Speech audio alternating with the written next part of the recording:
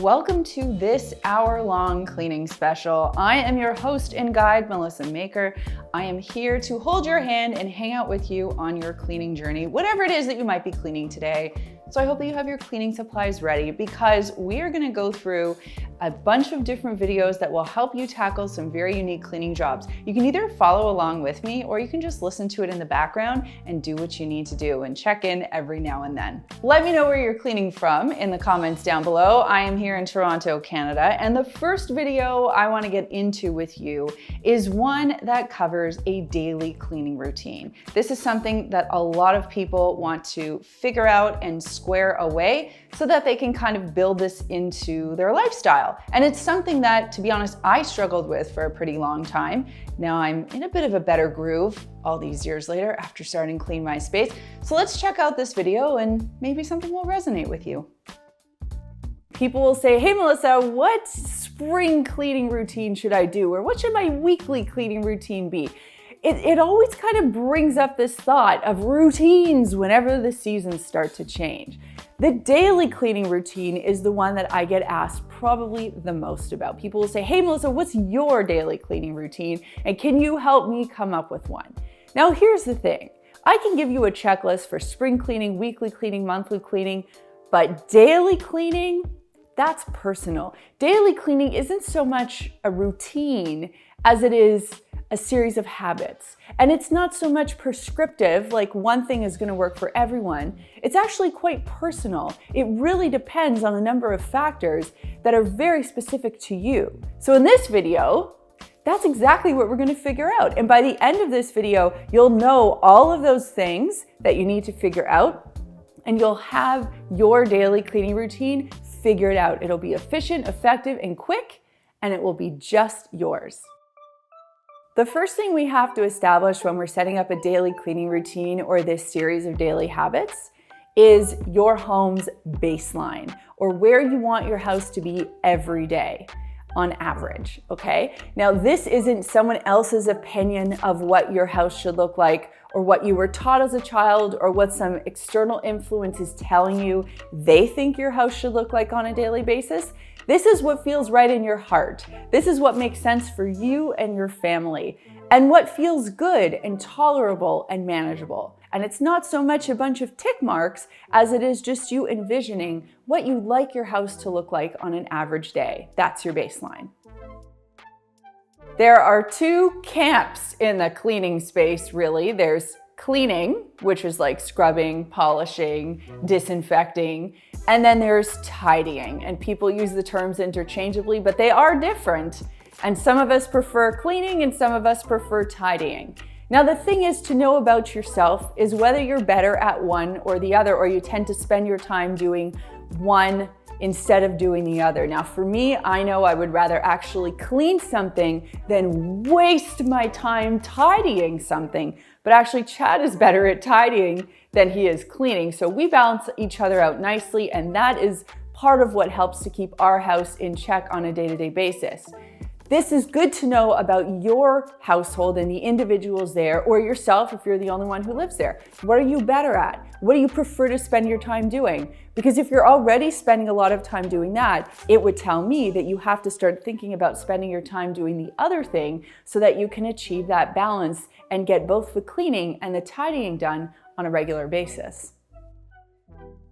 MIAs is a term that we've been talking about for years here at Clean My Space. It stands for most important areas, and these are the areas that I want you focusing your cleaning efforts on. If an area gets your blood boiling, if it's a mess, that's an MIA. Maybe it's your office because you're in there all the time. Maybe it's your bathroom, your kitchen, or your front entryway. If it's messy and stresses you out like big time, you can viscerally experience the stress in your body, that's an MIA. But like if there's an area like your dining room and it's a little messy and you can see past it, don't sweat it. You don't need to worry about that on a daily basis. So when you're thinking about setting up your cleaning routines, think about what your MIAs are. That is where I want you spending your time on a daily basis. Another thing that we can consider when we're planning our daily cleaning routine is our lifestyle and lifestyle factors. Kids Pets and partners, are they helping with the mess or are they creating more of a mess? Kids, pets, there are certain things we have to accept in our home, and that will affect what your benchmark or your baseline is. Then when it comes to you and your family, how much time are you spending a day at school, at work? How much extra time do you realistically have to dedicate to cleaning? And is it realistic for you to expect your home to be at a certain space or a certain level in terms of cleanliness? Or are there just things that we have to accept temporarily but right now? And that is really going to help you fine-tune your baseline or your benchmark. And it will also help you understand where potentially you need to ask for help or where you might need to outsource some assistance. So establishing a daily cleaning routine, as you can clearly see, is not something that I can just give you a checklist for, because what you're doing now is you're figuring out, what is my personal baseline? Where do I need to be each day? What are my lifestyle factors, my strengths, my weaknesses, my MIAs, and so on, that can either help me or hurt me in terms of getting to that baseline so that we can compensate accordingly. And now we'll talk about what the daily habits are that you can implement to get you to baseline. There are 4 very simple habits that you can implement on a daily basis to help you get to that baseline, whatever it is. The first one is one we've been talking about for years and years here at Clean My Space because it just works and it's probably never going to change. And that is putting things back where they belong, or in Clean My Space terms, having your hands full. And what this looks like is, anytime you leave a room and you know what direction you're going in, so my kitchen is that way, if I'm getting up and I'm going that way, I'm taking this stuff in my hands to the kitchen. That way the flow of mess and clutter throughout the house is constantly moving and is constantly in motion. This isn't going to clutter up or build up. Or like, let's say I have to go to my bedroom, which is that way. I'll pick this stuff up, drop it off in the kitchen, and then circle back and go to my bedroom after. Because this takes me a couple of extra seconds to stay on top of. Whereas if I didn't do that, the mess, the clutter would start to build up and it would get me further and further away from my baseline. One daily habit that perhaps you might resent, I know I do a little bit, is having to do the dishes every single time you eat a meal and mess up your kitchen. If you can stay on top of the dishes, your kitchen will never feel overwhelming in terms of its mess. This is something that does take extra time. You know, for me, in my dream world, I would just make a meal, sit down, and leave, not worrying about any of the trails I left behind, messes, prep, whatever. But that's not reality. When I finish eating, there's a cleanup job to be done so that the kitchen can be brought back to baseline. So whenever you're done a meal, make sure that your dishes are done, the garbage is emptied, and the sink is clean. Here's a simple habit, but one that makes a huge difference on a daily basis. And that is to deal with your clothing or your laundry every single time you change. So whether you're getting into your pajamas or you're getting out of your pajamas or you're getting ready for the day, although some days it feels like that's all the same outfit, it's just a matter of not throwing that stuff on the floor or leaving it on the chair. It's a matter, okay, don't look at my chair. Please don't look at that chair. But it really is just a matter, of putting everything back right where it belongs, whether it's in the hamper or refolding it or hanging it back up. That way it prevents that buildup of laundry on the floor. Listen, I will be perfectly honest with you, it is still something that I struggle with to this day, but right now, my floor beside my side of the bed is nice and clean, and it feels good. A really important daily habit to use to keep your home clean is to clean as you go. And what this looks like is anytime you make a mess, you immediately clean it up before you leave that space. That way, there's no accumulation of messes on a regular basis. That doesn't just mean putting your dishes in the dishwasher, but it also means sort of wiping surfaces down. Here we are in the bathroom. I mean, you know, there's water splashes on the counter, toothpaste in the sink, splatters on the mirror. We're even potty training right now. So all of those little things add up. And by spending a minute here or there, just doing the quick touch-ups and cleaning as we go along, prevents the house from getting really, really messy or dirty over a period of time. While I can't give you a specific checklist of what you need to do with your daily cleaning routine, I can give you a few hallmarks of a generally clean home, things that you can check on a daily basis to see if they're done, because these really will help you get to your benchmark. And the first one is to check your kitchen sink and to see if it's empty, and if you want bonus points, to see if it's shiny and clean. It's pretty straightforward and easy to do. You can use a powdered cleanser, a sponge. It takes 30 seconds to rinse and clean your sink and buff it dry, but having that clean, sparkling sink makes the whole kitchen feel clean. So there's your first hallmark. High traffic areas are so easy to clutter and mess up every day. For me, a high traffic area that drives me bananas is the front entryway. If this is cluttered up and messy, I go nuts. So what I do when I come in, I make sure that my stuff is put away, my boots, my jackets, my purse, anything that I bring in has to be put away when I get here. If there's something that's scattered or out of place, that's something that on a daily basis gets pruned and managed so that it doesn't build up. So think about those high traffic areas in your home and what you can stay on top of on a daily basis. Another hallmark you can check each and every day, the floors, to make sure that there is no laundry left behind. I will tell you that while I'm not perfect at this myself, it is a habit I am rigidly implementing with Riley because I want her to be so good at taking her stuff off and putting it right into the hamper. I don't like to see laundry on her floor because I don't want to pass that bad habit down to her. So if I'm checking to make sure that my room is clean, her room is clean, one of the hallmarks is making sure that there's no laundry lingering around. If you think about the room that you spent the most time in on any particular day, a hallmark for you can be to check that room at the end of the day and see what kind of mess is still there and clean that up. Because truthfully, the hallmark of a clean home is a clean space in the area that was heavily used. So for us on shoot days, we're always hanging out in the dining room. It tends to clutter up with papers, mail, books, and all that stuff. So at the end of the day, we have to make sure that this room is sorted out so that our dining room doesn't look like a boardroom table. My hope is now that you understand why I couldn't give you a very prescriptive daily cleaning routine, because each and every person has their own unique sets of needs and circumstances that makes their daily cleaning needs entirely different from the next person's. So now you have some familiarity with how to build a cleaning routine around your life and your home and your space. Something else we get asked about a lot are enzyme cleaners. Now, this is a category of cleaners that prior to starting Clean My Space, I was completely unaware of. But let me tell you, since bringing them into my life, things have changed for the better. Enzyme cleaners are incredible. They work differently than other types of cleaners that have acids and surfactants.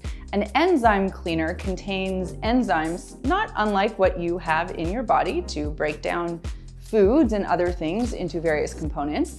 Enzyme cleaners that are used for cleaning purposes are designed specifically to go on a seek and destroy mission for different types of dirt and odor and grease and pet vomit. I just looked over there at my cat. So what's really cool about enzyme cleaners is they can be specifically formulated to deal with a certain issue. For example, if you have a cat or a dog that throws up, there are special enzymes that are designed to break down odors and stains from pet vomit. Similarly, you can find enzymes that are heavy-duty degreasers. Now, I love cleaning with enzymes because they allow me to be lazy. I spray them onto the surface and then they get to work digesting whatever the mess is that they're supposed to be cleaning up. I will link some of my favorite enzyme cleaners for you down below. Now let's check out this video. It's about another one of my favorite cleaning products called Barkeeper's Friend. Now in this episode, we're going deep on Barkeeper's Friend. This is one of the most underrated cleaners on the shelf. Maybe not underrated, but maybe unsuspecting. So let me tell you why. Barkeeper's Friend has been manufacturing and selling its canned scouring powders since 1882.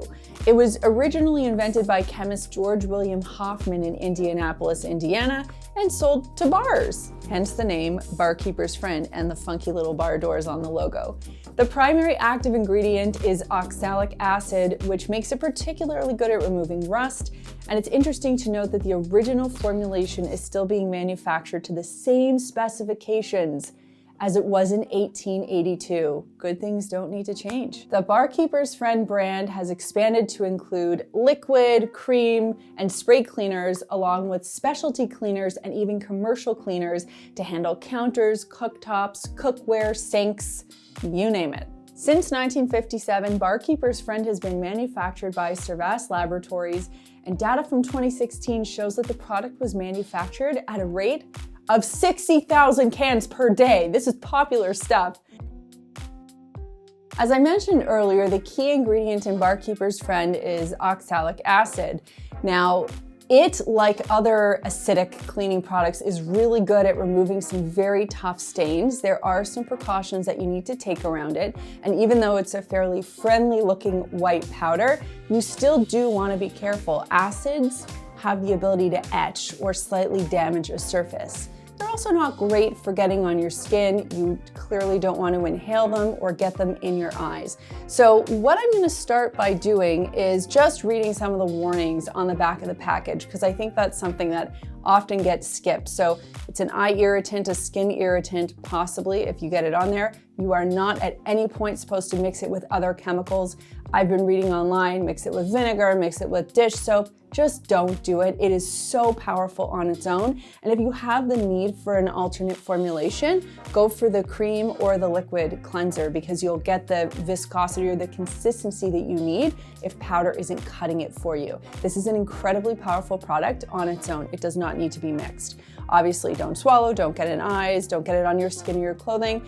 And it's got this little sticker on top similar to other powdered products. You want to keep that on at all times when it's not being used, because it is not good to inhale. So you want to make sure that you're very, very careful with it. This is not a cleaning product that frightens me, but it's always good to understand the limits and the areas that you need to practice safety when you are using a product. Barkeeper's Friend is also something that I would wear gloves when I'm working with it. It also suggests that you wear safety glasses. I mean, companies have to say a lot of things on their packaging.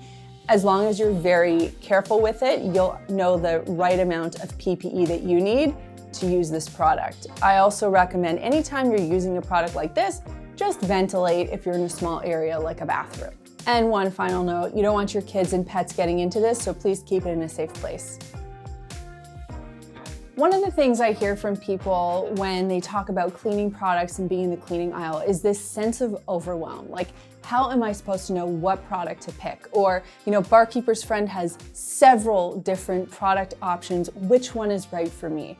And I know how confusing it can get. And the other thing I will say is that a lot of these products cross one another. Like, they can multitask and do the same job.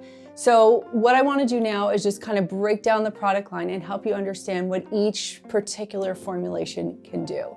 So let's start with their basic powder in the gold can. This is like the most popular one, the one that you see everywhere. It is like magic for using on stainless steel sinks. Oh my gosh, like, you know me, I love using baking soda to clean a stainless steel sink, but Barkeeper's Friend does put that little bit of extra sparkle on the sink, I promise you. So what's it safe for? Let's talk about this first. So on the label, it talks about being safe for stainless steel, porcelain, ceramic, copper, brass, which is really interesting because oftentimes you have to be careful around copper or brass when you're using certain products. So this is actually safe for that.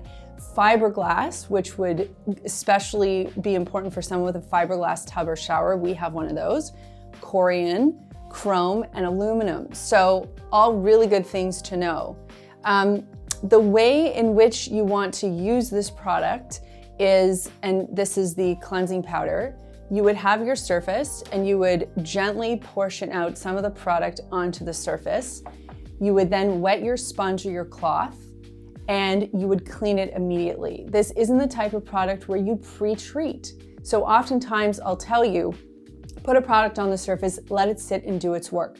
Barkeeper's Friend is very reactive, and in fact, it's not recommended that it sits on a surface for more than a minute. Because it's an acid, it can cause some etching if used on a particularly delicate surface. So their rule of thumb is don't sprinkle it and leave it untended. Don't wet it and leave it untended. You want to work this product and have it rinsed off all within 1 minute's time. And actually, that's how powerful it is.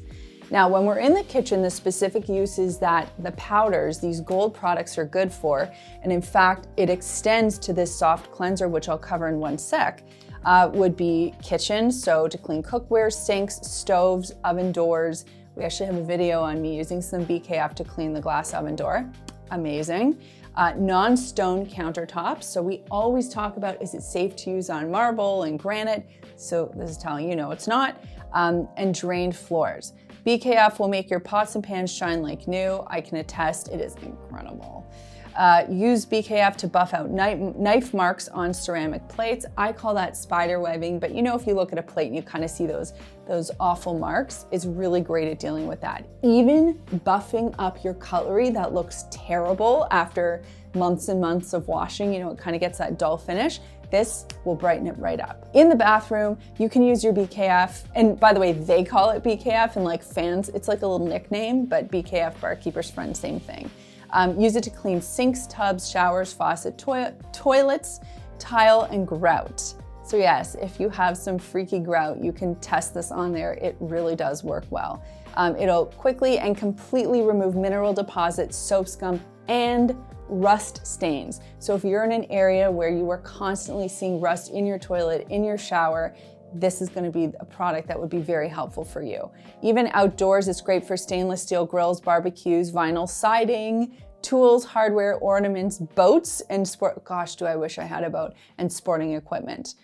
Use it to clean vehicle surfaces that you have first tested. So one of the things that they say all across their website, one of the things that I always tell you guys whenever we're talking about cleaning products, is to test in an inconspicuous or hidden area first.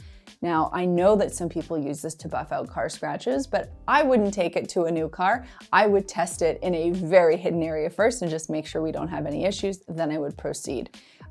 It's saying with vehicles, use a pail of water and a sponge to hose and rinse BKF. Another tip that they give you right here, and this is something we've talked about, particularly when you're cleaning your stainless steel appliances, is you always want to work in the direction of the grain or the lines that you see in your stainless steel or your metal. That way you're not going to be creating any micro scratches. They don't want you to use this on gold. Silver, they say sterling silver is okay, but otherwise gold, silver, polished stone, or surfaces that are lacquered, painted, or mirrored. Finally, this is safe for septic systems. Now, if you're wondering why they came out with this soft cleanser, it's the same reason why, you know, you have products like Comet and Soft Scrub or Vim, because some people just prefer this type of delivery. You know, if you're cleaning a tub or a sink, you might just prefer to have it pre-mixed. So that's the only difference here. The product will perform the exact same function. It's just the delivery method that's different. So it's entirely up to you which one you pick from the standard gold line. This bottle here is Barkeeper's Friend More. It removes more from most hard surfaces, mineral deposits, oily residues, rust stains, RE, everyday grime. So this is like if you were on a heavy duty cleaning or you hadn't cleaned something in a very long time and you just want to level up that task, this probably would be more effective and stronger than this. You know how I always say in cleaning, start with something simple and then level up if it can't tackle the job? Like if you know you're going into a difficult situation, just bring out the big guns. Finally, they've got their line specifically designed for cookware. Many people like to clean their stainless steel cookware with a cleansing / polishing powder. They come from different brands, but this one, obviously, if you're a fan of the BKF line, you might want to pick this one up. And the same with the multi-purpose cooktop cleaner. We used to have a glass cooktop, now we have a gas cooktop, but I can tell you after probably close to 12 years of working in a kitchen with a glass cooktop, one of these products can really give you a hand over time.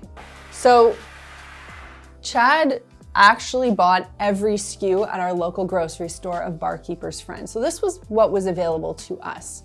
But if you go online or to big box stores, you might find even a larger selection of Barkeeper's Friend. My hope is that now you understand what to look for and what the various applications are for the product line. Remember, anything that's cream is sort of easier to work with on a surface. Powder allows you to be a little bit more direct and a little quicker. And then the foam spray product is specifically for those heavy duty cleaning jobs that you have at home.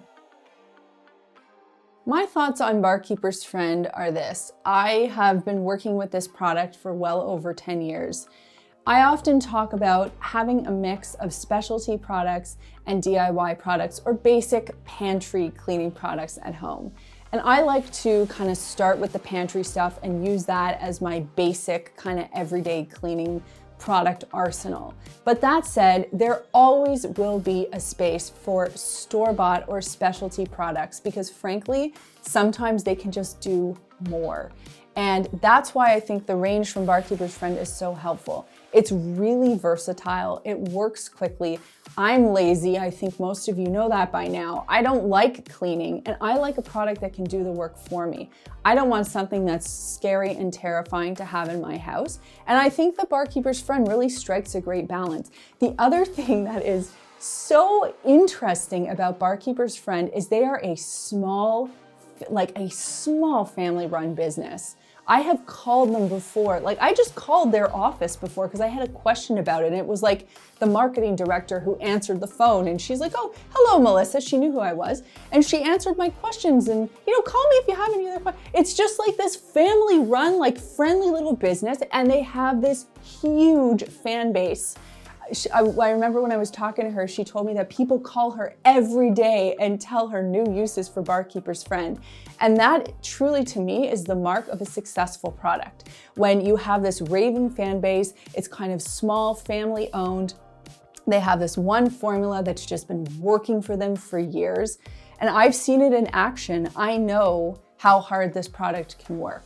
Now, the way that I use it at home is I bring it out when I have a big cleaning challenge ahead of me or something where, I don't feel like being so patient and sort of using my DIY stuff. Like, I'll just use this for the quick and dirty, and I'll get my results fast. But that said, I always gear up, like I'll wear gloves when I'm using it. And when Riley, my daughter, gets a little bit older and starts cleaning, I won't get her into actual products like this until she can fully understand the breadth of health and safety requirements for using a product like this. So I'd get her more into like vinegar and baking soda and dish soap well before I'd ever get her into using a specialty product like this.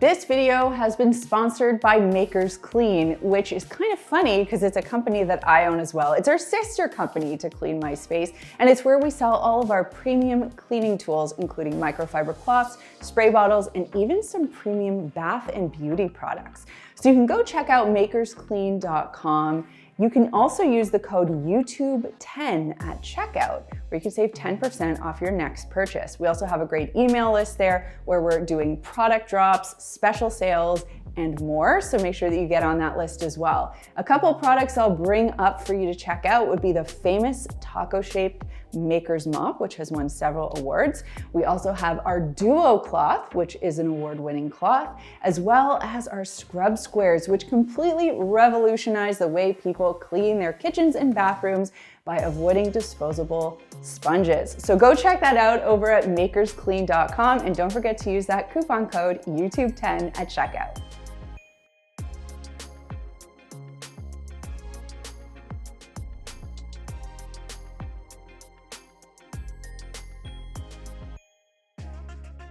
To understand how to clean and maintain a shower, let's first understand what actually happens in a bathroom when we take a shower. Showers blast all kinds of water and vapor and moisture into the air, and if we are not properly ventilating that shower, that moisture has nowhere to go. And when that happens, mold happens, and soap scum happens, and odors happen, and cleaning challenges start to build up. So this is why if you have a window, which I have right here to my left, or if you have a ventilation fan, or ideally both, What you want to do is ventilate your bathroom while you are showering and for at least 30 minutes after. So if you have one of those timer fans, that's a great thing to use. If you're planning on upgrading your bathroom, that is a super thing to have. We upgraded to that. It is really helpful. The other thing that you'll notice in your bathroom, whether you have a glass panel or a glass door or not, is the buildup of soap scum. Now, we worked really hard to get soap scum on the shower. We took Castile soap and water and sprayed the glass down several times to make sure that we had a really good visual for you guys in this video. But the reason we don't have soap scum is because we remove moisture after each shower using a squeegee. So when you think about your shower, think about preventative maintenance. The more you can do after a shower, the less you will have to do on a regular basis cleaning. And for a little 101 on how to squeegee your shower, by the way, you don't need a glass panel to do this. Even if you have a stand-in shower with a tub, you can still do this on your tiles and in the tub. The idea is you basically want to take all of that water off the wall, off the floor, and get it down the drain so that it does not dry on a surface. So the way that I squeegee this shower is, and it takes me about 30 seconds to do, when I'm done and I turn the water off, grab my squeegee, I work top to bottom, left to right on this glass panel. Then I quickly do the tiles, just any areas that I notice need it. But to be honest, I slack on the tiles because it's really hard to see build up there. But then we get down and we do the floors. They're high contrast, they're dark. So anytime any soap scum is left behind, you can see the white on the floor and it doesn't look good. So I crouch down, I sort of work my way around the floor and I get everything into the drain, which is central. And then I just hop out of the shower. Whole thing takes 30-45 seconds. If you don't want to squeegee, if you're in a smaller space, you can also grab a plush microfiber cloth or an old towel and use that to dry the surface as well. So we'll start off with cleaning the glass in the shower. There are a couple of different approaches and techniques you can take, so I will mix and match them, and then you can use whatever feels right for you in your bathroom. Okay, if you get in there and you're like, wow, this soap scum is raging and I haven't dealt with this in a while, you might want to pick yourself up some full strength vinegar or cleaning vinegar. The way that you know it is that is you just look at the percentage of acidic acid. General vinegar is 5%. Cleaning vinegar can be anywhere from 6 up to 10%. When you use it, make sure that you're well ventilated and like your space is well ventilated, so turn on the fan, open a window, and you want to make sure it doesn't get on your face and really on your hands because it does have quite a bit of acid on it. So what you'll do is you'll spray the surface very well. You're going to let that sit for a couple of minutes. Vinegar is awesome because it breaks down soap scum, so let the vinegar do the work for you. Then you can grab a damp sponge and you can start to scrub. I use a non-scratch sponge for this clearly because I don't want to scratch the glass. Give it a good wipe down and then rinse. One thing I will mention about cleaning the shower is I do all of my rinsing at the very end because I'm standing in there to clean it, so I don't want to be wet and soaking when I'm cleaning. I do all of my cleaning part of the cleaning at once on the walls, then I do the floors, and then I rinse everything and buff dry at the very end. Now the next thing that you can try if you have just a regular amount of soap scum is to make your own DIY soap scum cleaner. It's just equal parts regular vinegar and dish soap. Put that in a spray bottle. You want to add some essential oils to be fancy. Go for it. Shake it up and treat your surface. Spray it, let it sit for a few minutes. You guys know I love pre-treating. And then you can get your non-scratching sponge, go to the scrubby side and start scrubbing using the S pattern, working your way from the top to the bottom, left to right. Now, I'm about 5'5", so if you have a full panel like this, you might want to consider either bringing a step ladder into the shower. Obviously, that's why I don't like cleaning the floor first, because you want to make sure it's safe and stable. Or another option you can use is something like a sponge on a stick or one of those flathead mops. You can use that to do some of your cleaning and scrubbing as well. So lots of different ways that you can slice this and dice this. As long as you're getting the job done, that's what counts. One little tip, if you encounter a really challenging area, you can put a little bit of baking soda on your sponge. You can respray it with your product that you've whipped up. You can also use a tub and towel cleaner, by the way, but I like to make DIY stuff. It's easy and it saves money. So throw some baking soda on that sponge, give that area a little scrub, and you'll see soap scum literally scrubs right off. Next up, we have to deal with the tiles. These are quite simple. You can either use that DIY recipe of vinegar and dish soap, that works really well. Another great way to clean your tiles, which I also really love for getting into the grout if you have light grout, unlike me, I have dark grout.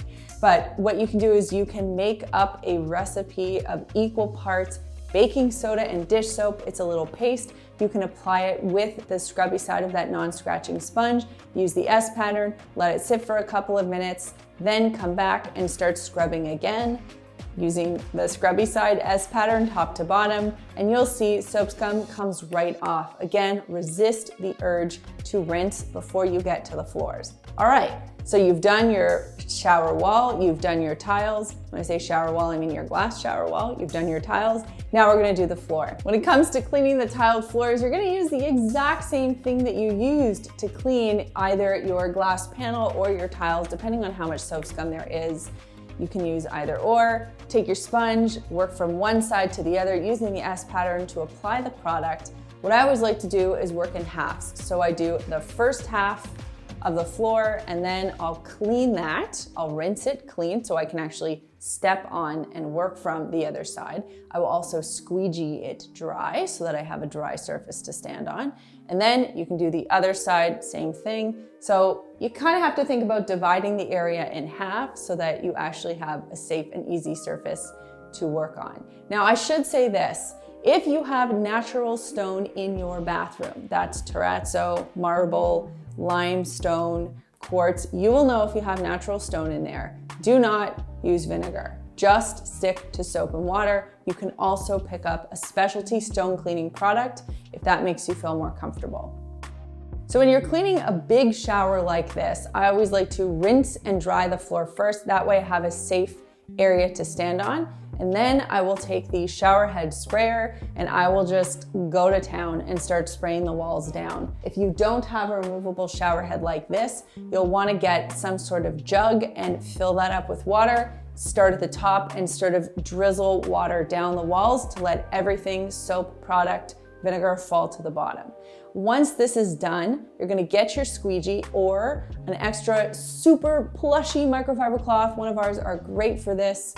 And you just want to start drying top to bottom. That is how you get that crystal clean shine.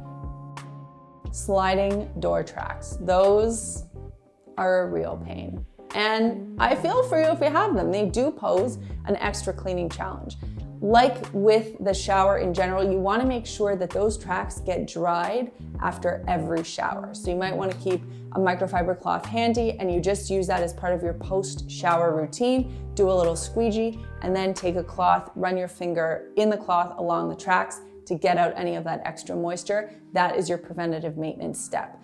But to actually deal with what's going on in there, you might want to use a product like the full strength vinegar. Let the area kind of sit and soak for a little bit, get a cleaning toothbrush in there, give it a really good scrub, and then use a microfiber cloth to start wiping out and removing some of that buildup. You might have to do it a couple of times. You might want to throw some baking soda in there for added abrasion, but eventually you'll get it clean. And then, for the love of God, maintain it.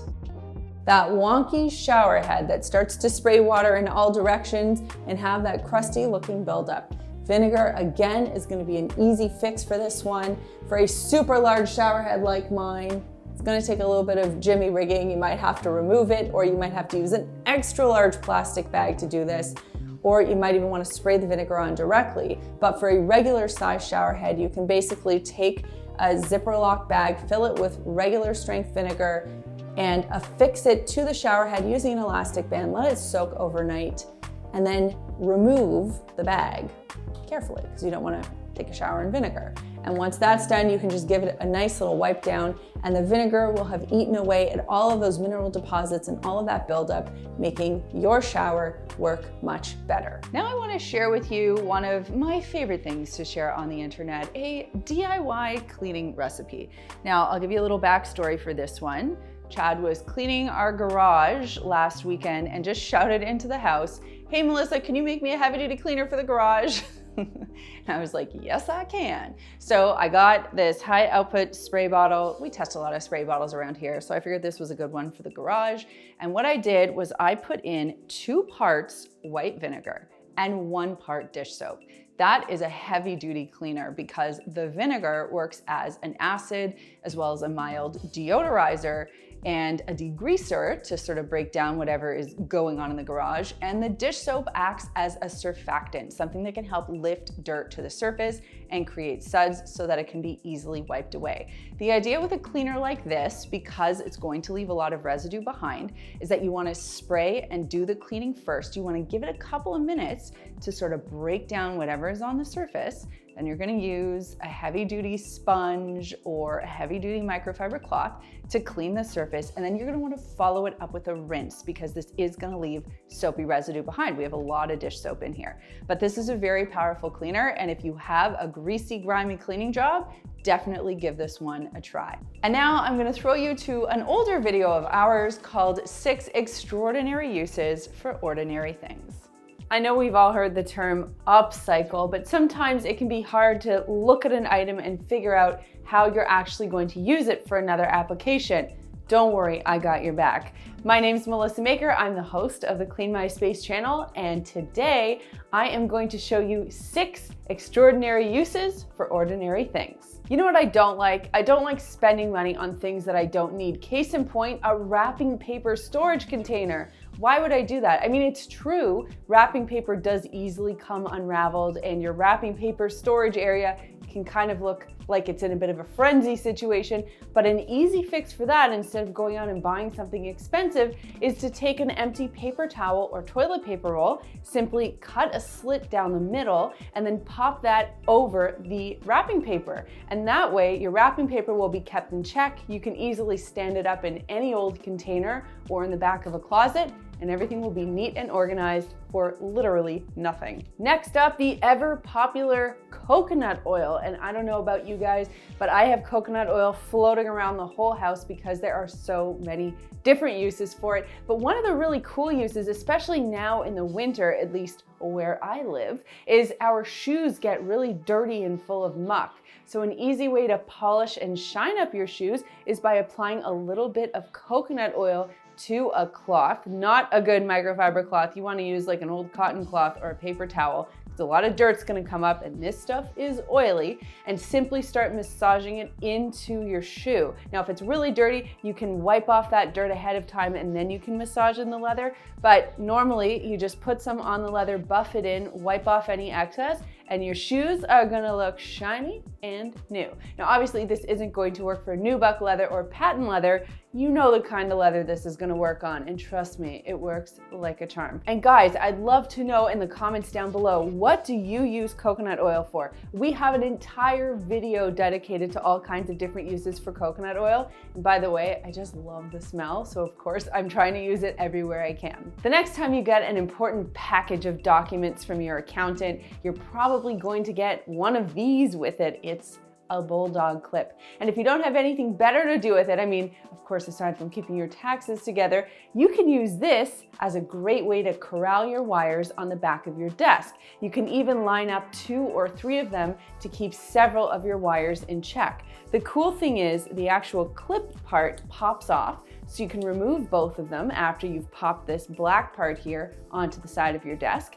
Position your wire and then put the 2 clip ends back on. This is going to secure your clips, and that way you can easily pull them forward and push them back as needed without having wires all over the place. If you still get the newspaper delivered to you and you're looking for a creative way to use it up, aside from just pitching it in the recycling box, what you can do, especially if you have a leaky, smelly garbage situation, is crumple up some newspaper and pop it at the bottom of your garbage bag before you put it into your garbage can. The newspaper kind of acts as this gross sponge, and it absorbs any old odors, any liquids, anything nasty, and basically contains it from leaking out onto the rest of your kitchen floor. This stuff does come in handy, and hey, we're putting newspaper to a great use aside from just going in the recycling bin. I'll take it. If you find yourself with some extra grapes and they're about to go bad, rinse them up and put them in the freezer. Obviously, frozen grapes make a great snack, and I'd love to know in the comments down below if you guys love munching on frozen grapes.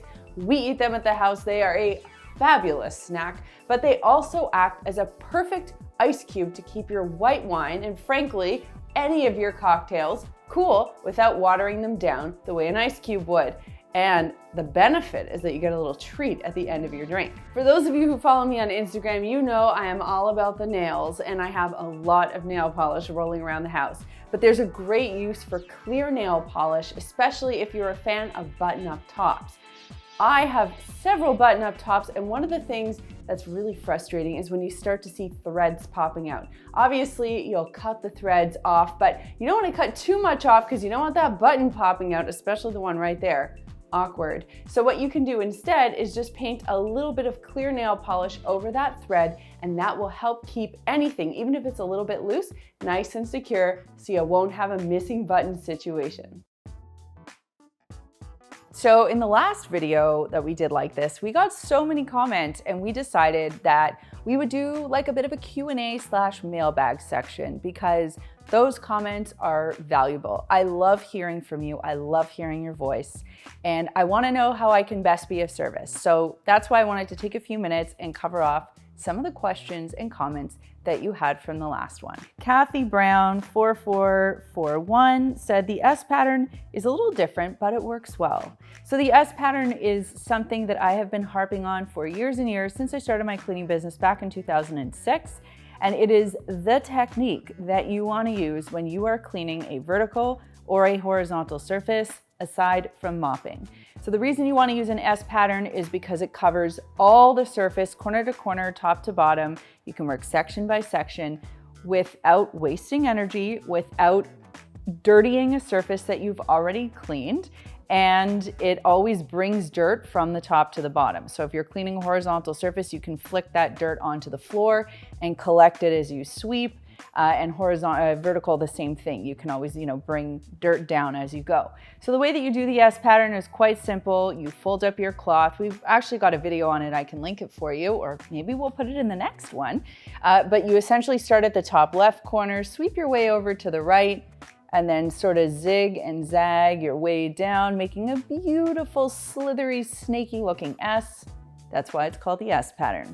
At Puppy UK I7077 says, which means you're doing a lot of cleaning. Here I am with a cup of hot chocolate and a blanket around me while a storm is passing by. Nope, not cleaning today. Sorry, Melissa, that'll have to be tomorrow. And you deserve that break. When it's a storm, I get it. Your mood might not exactly be that of cleaning and feeling motivated. So enjoy that blanket. Enjoy that hot chocolate. Gosh, that sounds good right now. Give yourself a little break. Not everything has to be perfect. Not everything has to be done right this moment. And if for whatever reason you get a flash of inspiration and you want to spend 5 minutes unloading your dishwasher, I am proud of you. I will validate that. But if you also just want to stay wrapped in a blanket, that's cool too. At Catherine Lloyd 3656 wants to know, I would like to know how to clean rust off anything. Thank you for your advice. It's very helpful. Yeah, rust can be a little challenging. So the first thing I want to say is that you always have to know the surface that you're working with and what it can tolerate and what it can handle. One of my favorite products to get rid of rust would have to be Barkeeper's Friend. However, you want to make sure that what you're cleaning can actually handle Barkeeper's Friend, or BKF as we refer to it here in the cleaning community. So that would be recommendation number one. You would want to sprinkle it onto the surface slightly dampened. You can use a little bit of a sponge, a circular motion, not S pattern. And then once you notice the rust lifting off, you can rinse it and wipe it clean. Another thing you can try is a little bit of steel wool. Now you would use the 0000, the superfine steel wool.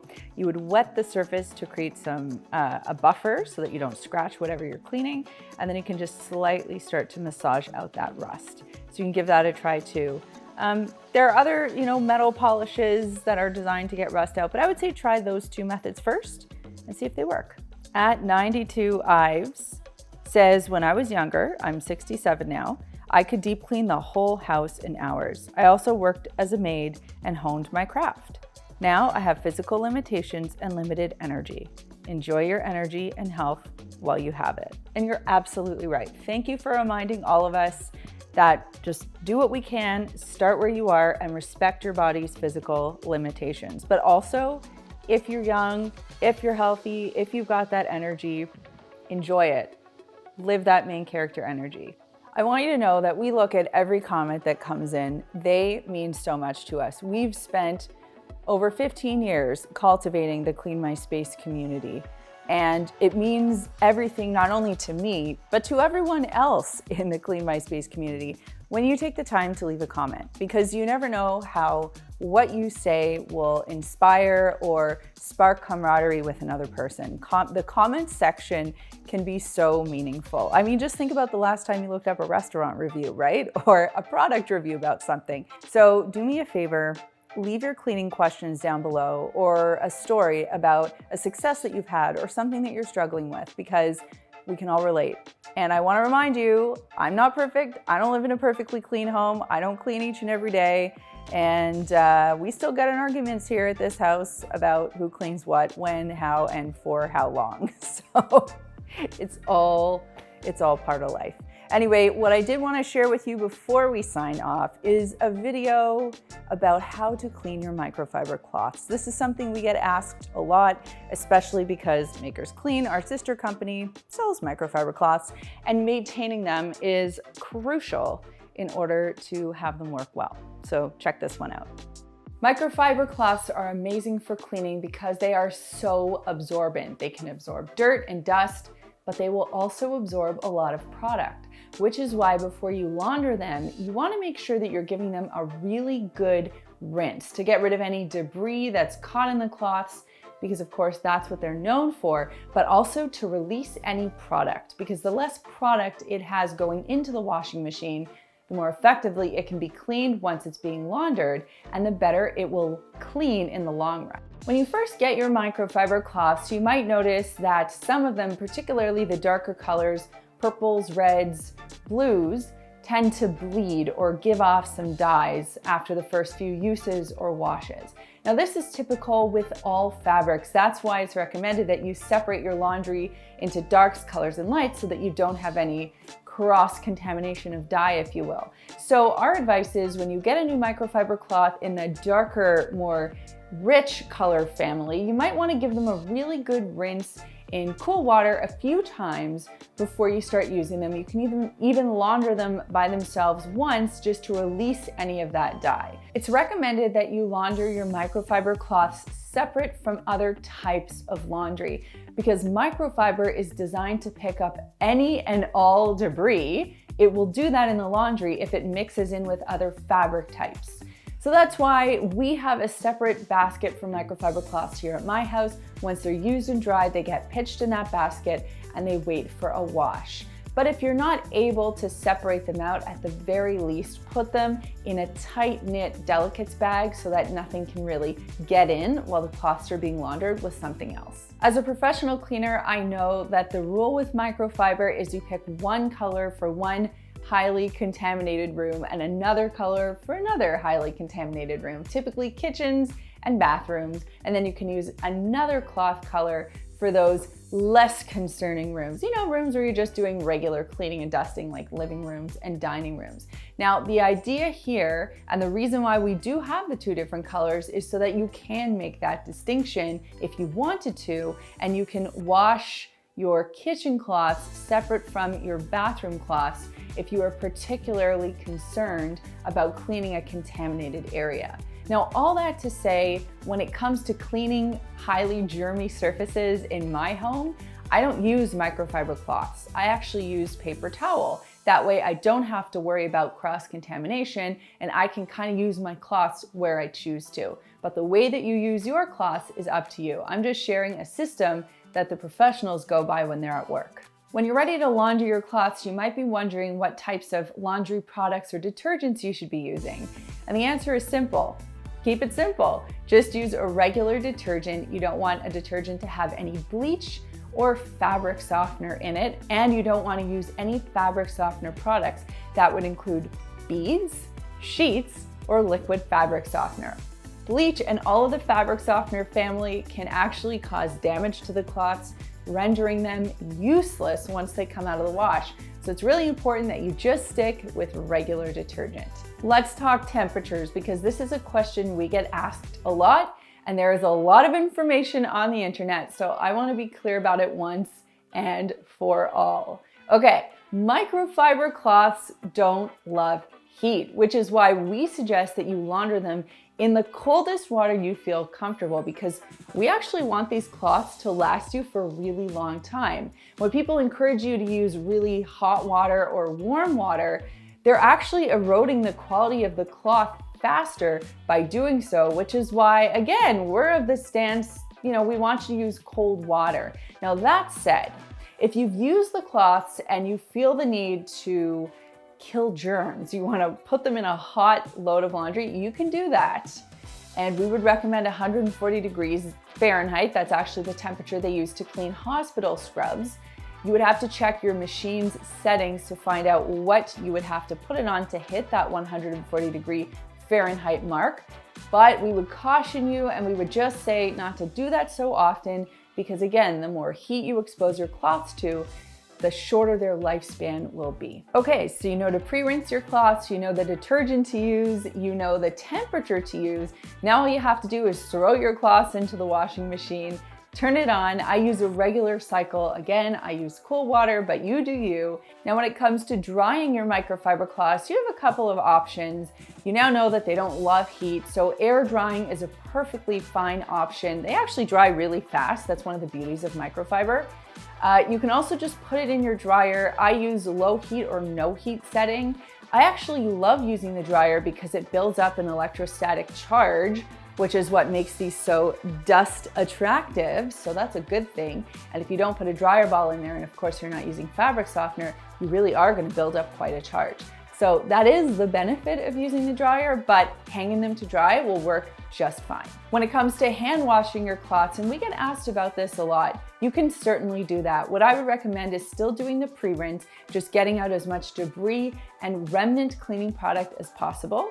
Then setting up a bucket or basin filled with water and about a tablespoon of laundry detergent, soaking your cloths in them, and then using this action, which is kind of like the cloth on cloth scrub. You can kind of do this a little bit, and then you can let your cloth sit for another 10 minutes or so before giving them a really good rinse. You want them to run clear, so you don't want to see any suds, and then you can hang them to dry. A great quality microfiber cloth can last you for hundreds and hundreds of washes, as long as you take care of it properly, which is why everything I said in this video, please just follow, and our cloths or any other great quality microfiber cloths should do the trick for hundreds and hundreds of washes. Well, let me be the first one to congratulate you for getting to the end of this video. That has been a full 60 minutes of me talking about cleaning that you have watched. So I'm proud of you, and my hope is one of two things. Either that I've hung out with you while you've been cleaning, that's a win, or the second thing is that I've motivated you to clean, and maybe at some point you'll muster up enough excitement or courage to tackle even one cleaning job, and that means I've done my job. So you watching these videos, you commenting on these videos, and you hanging out here in the Clean My Space community means the world to me. I hope that you've enjoyed this, and I hope to see you at the next one. Thanks so much for watching, and we'll see you next time.